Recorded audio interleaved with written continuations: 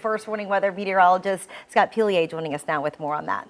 This is what I picture when I think about Louisiana in the summertime, right? Most of the day, not all that shabby, certainly very hot, very muggy. And then the afternoon hours, we get those daytime heating, pop-up thunderstorms, and some of them can be on the strong side. Let me show you the live Doppler radar at this hour.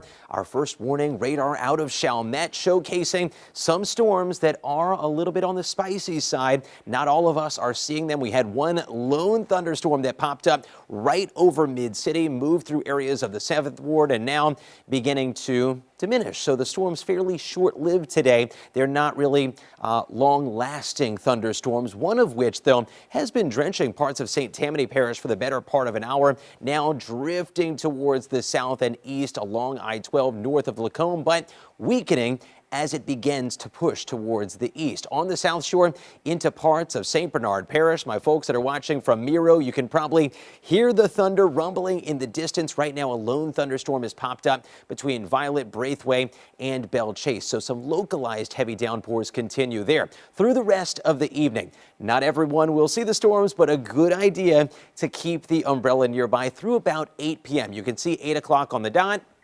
Still, one or two isolated downpours out there. By 10 o'clock, most of the rain coverage is going to start to diminish, and then we kind of rinse and repeat the forecast tomorrow. It's going to be quiet in the morning, but as we go throughout the day tomorrow with daytime heating, here we are in the afternoon. Now, what's interesting about tomorrow is that I think rain coverage may drop a little bit. I'm calling for about 30 to 40% coverage, so we'll call it isolated to scattered in the rainfall department on Wednesday. By Thursday, a similar weather forecast, high temperatures in the low 90s with scattered storms. By Friday, that's when things may start to change a little bit. Some more moisture is going to start to surge in from the northern Gulf, and I've got rain chance at about 50% by Friday. Then as we head into the weekend, you can see the last weather headline. Will we see increasing rain coverage? I think that it's possible. The big weather story, though, is both the heat and the daily chance for scattered storms. Here's why I'm looking at the weekend. I like to look at what we call precipitable water.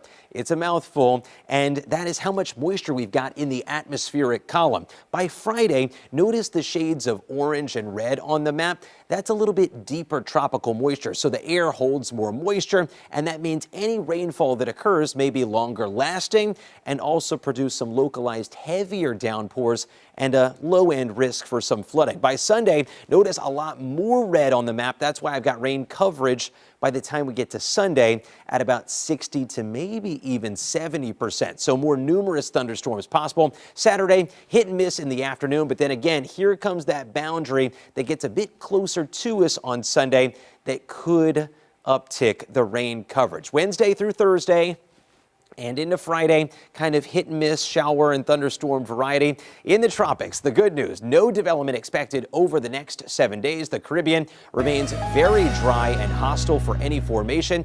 And your WDSU first warning weather 7-day forecast. Rain chances hit and miss every day, highs in the low 90s. This looks, guys, like a Louisiana